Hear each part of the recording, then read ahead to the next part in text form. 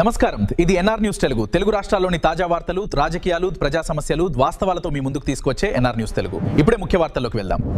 కాంగ్రెస్ కుటుంబ సభ్యులందరికీ నిజంగా కూడా ఒక బాధాకరమైన అంశం ఏంటిదంటే, ఎన్నో వయోప్రయాసాల గురించి అధికారం లేనప్పుడు టీఆర్ఎస్ పార్టీతోటి చాలా కేసులకు, చాలా నిర్బంధాలకు ఎదుర్కొని ఆ రోజు తూర్పు శాసనసభ్యురాలు కొండా సురేఖ గారు ఉన్నప్పుడు కూడా ఎన్నో కేసులకు, ఎన్నో వయోప్రయాసాలు కూర్చి జెండా మోచిన ప్రతి కార్యకర్త నిన్నటి నుంచి ఆవేదనకు గురవుతాడు. ఏ పార్టీ అవకాశం ఇస్తే ఆ పార్టీలోకి పోయి తన కుటుంబం తప్ప పక్క కుటుంబాన్ని మేలుకోరని వీళ్ళు ఇవాళ కాంగ్రెస్ పార్టీ గురించి మాట్లాడుతూ ఉంటే నిజంగా కూడా చాలా బాధాకరం.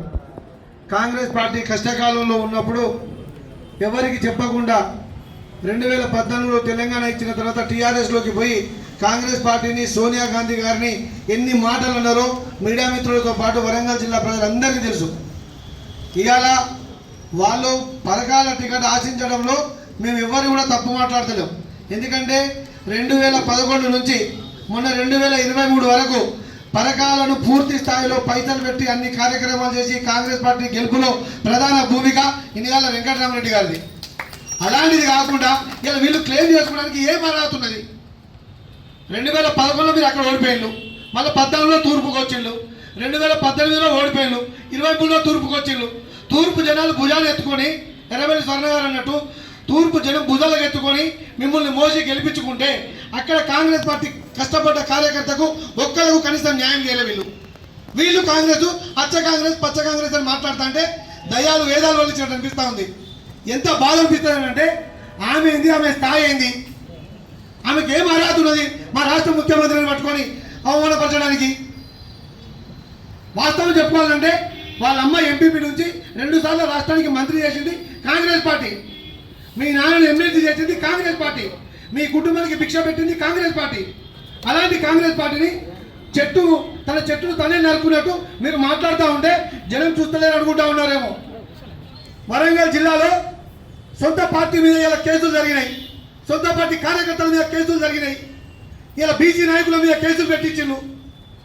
ఇలా మీరు బీసీ అని మాట్లాడతారు కదా, ఏ బీసీ నాయకుడు న్యాయం చేసిండు? అక్కడ ఏ దళిత నాయకుడు న్యాయం చేసిండు?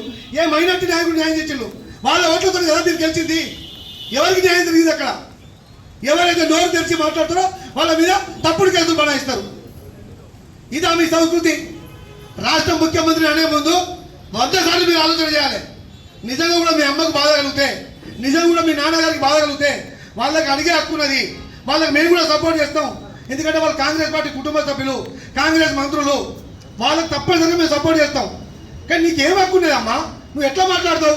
ఒక ముఖ్యమంత్రిని పట్టుకొని నువ్వు మాట్లాడితే రాత్రి స్టేట్ ఫిగర్ అవుతావు అనుకుంటావేమో. స్టేట్ జీరో అయిన నిన్నట్టు నుంచి నువ్వు అవడం కాకుండా మీ కుటుంబాన్ని కూడా జీరో చేసినావు.